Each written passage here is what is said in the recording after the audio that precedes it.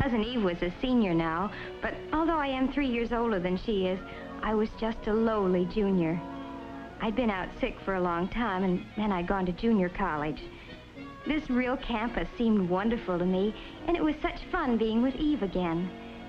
Naturally, she had to show me around and try to bring me up to date. I was amazed that she wasn't engaged by now. She was prettier than ever. The number 1s are good. Let's have 2 of those, please. Make my number 3, if you don't mind. I don't see how you can eat so much so early in the morning. Are you on a diet, by any chance? Of course I am, and you should be, too. Every morning, I exercise for 10 minutes. You can start right in tomorrow. Look, let's get this straight right now. You starve and you exercise. I eat and I watch you exercise. But it's really as necessary for you as for everybody else. Oh, cut it out. I wondered why Eve and I seemed different now, and I ended up by deciding that she was still the same attractive Eve, full of life, but a little self-centered and a little apt to push people around. I liked her as much as ever, but I wasn't so easy to push anymore. I didn't feel I needed her advice. Still, I didn't really resent it. Maybe it was that course in family relations last spring. I learned that it's a good idea to try to change yourself first if there has to be a change.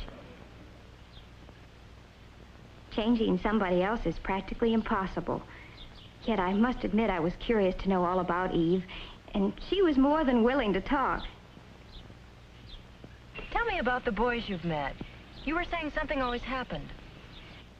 Well, whenever I meet a boy, I start asking myself, is he right for me? And I don't know, Mary. I really don't know. There was one you wrote about. His name was Alex, I think. Why did that fall through? That's just it, Mary. I don't know. I can't for the life of me figure out what happened. Take Alex, for instance, she said. I was down at Riley's one afternoon with the gang. I'd heard of him, but I'd never met him. He was a football star. I liked him, and he liked me right from the start. We found plenty to talk about, and neither one of us could figure out how we'd been on the campus for 2 years without ever meeting before. He was lots of fun. We decided to spend the afternoon together. It turned out that was just the first of a whole slew of afternoons. He was really sweet and, oh, well, just nice to be with. I guess I was a little proud, too, that a varsity football player was paying so much attention to little me. Well, as I said, Eve went on, we saw quite a bit of each other. But after a few months, his popularity got annoying. We were never really alone, and he never stopped worrying about his appearance. Did his collar look better buttoned or unbuttoned? Well, I could have been wearing a little number by Dior, and he wouldn't have noticed it. But if there was a new girl in the place, he was all eyes and smiles. It wouldn't make any difference what she looked like as long as she had some simpering crack to make about how well he had played on Saturday. I began to catch on that those forward passes could be used 2 ways. And finally, I had more than I could stand, and I told him exactly what I thought of him. He didn't take it as well as he took compliments. Said I didn't appreciate the importance of his career. Career, indeed. Who ever heard of a wolf with a career? And then there was Arthur. Arthur was different. Awfully nice, but awfully different. The gang called him the Brain because he was such a whiz at math. And he was always ready to help a friend.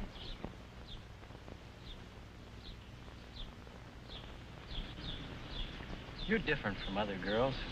That's what you think. You're smarter. You're almost like a man. Oh, no, I'm very much the woman. I don't think of you that way at all. I don't get you at all. I know. You think math is exciting, but you really ought to get yourself straightened out. You'd be surprised how many things are just as exciting as math. Now, really, you don't think there's anything wrong with me? Oh, forget it. I've got to go now. We'll talk about it some other time. But there never was another time, said Eve. I was just another problem to him.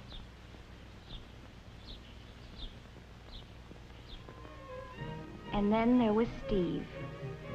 Steve was Eve's boyfriend for a whole spring term. He was cute, she said, and really romantic. He had his own workshop where he made boats and things. Eve used to come by to pick him up after her classes were over. Come on, Steve, they're waiting for you. Oh, I don't know, Eve. Why can't we just hang around here for a while today? You can help me paint and we can listen to some good music. It'll be fun. Is that your idea of fun? I want to be with people. Oh, What's wrong with that, Steve? nothing. Oh, come on, you'll have a good time. Hurry up and get on your shorts. He never wanted to leave that old carpenter's shop. I tried to get him out once in a while, really I did. You know, Eve, you can't make a man over like you do a room. But, Mary, don't you see what Steve needs? Is not you, but somebody else. You know what? I bet you'd like him. Say, that's a terrific idea. Come on, we'll go over there right now. Right now? Sure. I thought it might be good to see some of these boys for myself. Besides, Steve sounded nice, and I thought I'd better begin to make some friends on the campus. Sure enough, we found him at the old stand, lost in thought and a pleasant job. It didn't take long to get the introductions over. Steve asked us in.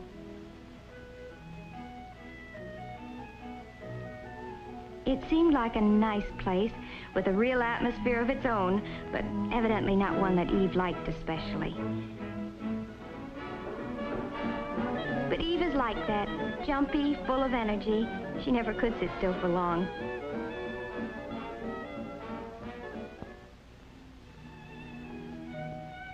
I'm different. Like Steve, I find it relaxing to keep away from groups sometimes and work out my troubles with my hands. Steve and I got along well together, though I could see he wondered how a friend of Eve's could be like me. He'd been thinking there was something wrong with him because he couldn't dance to Eve's fidgety tune. As a matter of fact, Steve was not the boy for me either, even though I liked him a lot. It would be too much like spending time with a twin brother. We're too much alike. I told all this to Eve the next day when we had a riding date. It was Saturday and the classes were over at noon. Now you see what I mean, Mary? All these boys are nice in their own way. They all have something I like, but it's only one side of their character.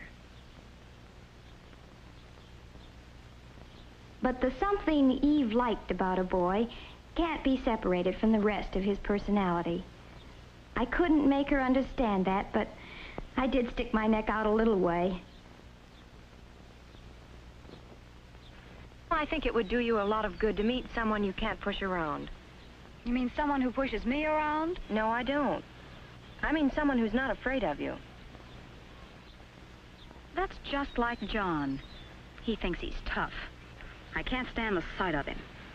You're sure about that, Eve? Well, here's what happened last week. We drove out to the country together. We had a wonderful time. I can't remember when I've had so much fun. I guess we just clicked. Then, just as we were getting to know each other better, he says, "Let's go home." Was I mad? Here I was thinking he really cared, and he does a thing like that. But why did he do it? Oh, well, you see, it wasn't his car. He promised his friend he'd be back with it before 6. Now, look, Eve, you can stay if you want to. I'm not going to keep George waiting. So George is more important to you than I am, is that it? That's not the point. George can do without the car for once. If you really cared about me, you'd stay, George or no George.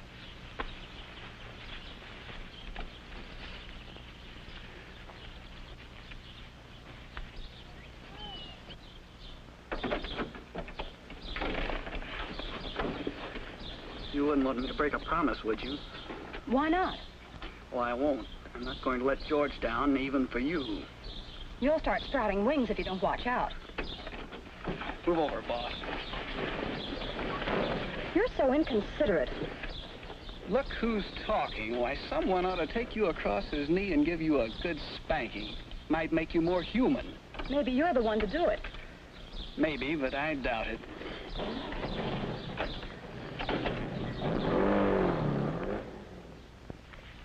He sounds like the best of all. Are you serious? Why? You know you were wrong. How do you make that out? Well, just think about it for a second. What were you asking him to do?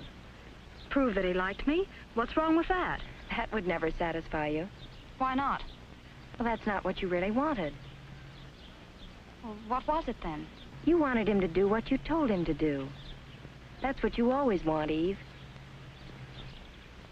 That's terrible. I thought I'd gone too far, but now that she knew what she was doing, she could decide for herself if she wanted to change. That's always the hard thing to learn, that if any change is possible, it must be change in yourself. You have to take other people as they come, or else leave them alone. I started thinking about Eve's boys. They had the same problem. Steve liked Eve, and he liked his hobby, too. But he couldn't have both. It would be easier to find a girl who liked staying at home. While Arthur probably needs some help in order to change. Alex had already solved his problem. A girl who isn't always competing with him for first place. She's not as attractive as Eve, but she thinks it's wonderful that he's so wonderful. She's right for him. And John? Well, boy meets girl, boy loses girl. Maybe boy knows what he wants and on what terms. This girl doesn't know yet, but she's doing her best to find out. Every little experience, even the unpleasant ones, helps me know a little more about myself. And that's the first step. There are some things about me that I can't change. And those are the things that some man will have to live with for the rest of his life. So I'll pick him with those things in mind. I hope he'll do the same for me. We'll have to stay friends for a long, long time.